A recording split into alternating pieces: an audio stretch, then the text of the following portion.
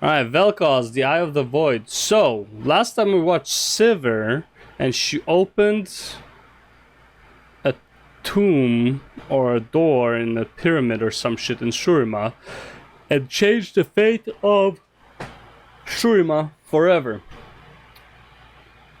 Now we have Vel'Koz. Now everyone knows Shurima is kind of connected to the Void in a sense, so is Vel'Koz what came out of that door? And after this we have Braum, which doesn't make a lot of sense. Where's Azir? I know there was Azir coming up. Azir's 85. Okay, so we're almost there. Alright, let's see what this is. Vel'Koz. Welcome back, ladies and gentlemen, to another episode of Lore of League of Legends. Yeah. In this episode, we'll be returning to the Void. Well, not the Void itself. For the creature I'm about to speak of has already entered Runeterra. But unlike other champions from the Void, this creature seeks knowledge by any means necessary. I am of course talking about Vel'Koz, the Eye of the Void. Enjoy. So we got the Maw of the Void, we got the Hunter of the Void, now we got the Eye of the Void. Who else do we have? Cockroach of the Void, Cucaracha. There are many secrets that lie beneath the sands of Shurima Desert. Yep. But none are tied to the Void more than the fabled city of Acacia, an ancient city that has been lost through the ages, and up until recently, considered to be nothing more than a myth. Within the city lie ancient manuscripts that hold secrets for contacting the Void. While many believe the Void to be an empty dimension, it is in fact a realm full of brutal and bloodthirsty, yet intelligent beings that seek to enter other dimensions and ruin them for unknown reasons. Because they're the Void, man. They don't need a reason, just that's what they are. They're corruptors. At least in most cases.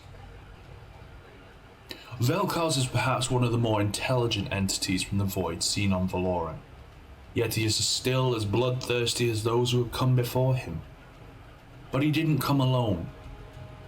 As the creature came upon the sands of Shurima, his eyes needed to adjust and evaluate the landscape that was before him. A small creature came upon him. It stood upon its hind legs, sniffing at Vel'Koz's body. Vel'Koz was intrigued by the creature and began his analysis of it. Within a split second, the small area where the creature stood was encased in a flash of hot magenta light. When it had cleared, there was nothing left but a small pile of ash. Poor creature. He didn't learn much from the creature, and this was to his purpose in being in this realm. Consume and learn. He felt he was above the others. They were primitive to him. All they did was kill and eat. Vel'Koz needed to gather all the information he could and harvest any valuable resources before his companions destroyed everything they came across.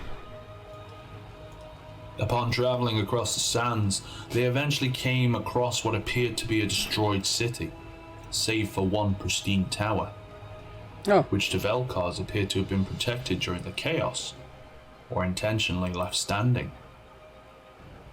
He set about deconstructing the composition of the ruins, and the results were unsurprising to him. His analysis revealed that this place was once of great magic. Rather unsurprising, really, that it was the target of such destruction. But yet there was something about the tower that compelled him to investigate, and so he did. Leaving his companions to scavenge whatever they could, he entered and saw what appeared to be cryptic instruments all strewn about. He examined one, and another flash of magenta light appeared before yet leaving another dust pile. His analysis fascinated him. It was a tool to alter the concept of time. He continued his investigation. Seemingly, it was only recently that the owner had departed the tower, and the artifacts that were left behind had existed in more than one time and place. Some were more complex than others, yet to Vel'Koz they were all more impressive than anything yet he had seen in this realm. It was clear to him that the owner knew things that Vel'Koz had never encountered in his travels, and he wanted this knowledge. He left the tower with a new purpose. Only as he came to the entrance, he found the others he had travelled with closing in on the tower. ready to destroy it as they had everything else. They were a hindrance to Vel'Koz and would only get in the way of his goal. Without a warning, Vel'Koz lashed out a tentacle, its tip glowing with a white heat. It struck the first creature, lightning arcing through his body. Vel'Koz extended his other limbs to the creature, energy coursing through them into the victim. He looked up and saw the other two run. Clearly, they knew what fate awaited them. Vel'Koz opened his eye wide, unleashing a beam of energy that followed the escaping creatures. Shit. He R'd them, huh? Instantly, Ultimate out of nowhere. they were reduced to nothing but a pile of ash. Guess he didn't want Vel'Koz set to off, learn about leaving these the guys. pristine tower behind him. The hunger inside of him was growing. He was ravenous and insatiable as he'd never been before.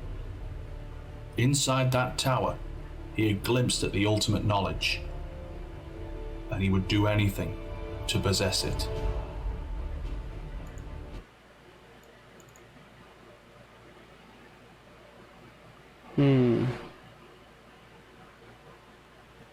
But what was the knowledge? And if he glimpsed the ultimate knowledge, why could he not possess it? Also, as far as I understand, we're still in the whole Institute of War bullshit, right? So, also, what does Zillion have to do with anything? Is that the tower where Zillion was supposed to be?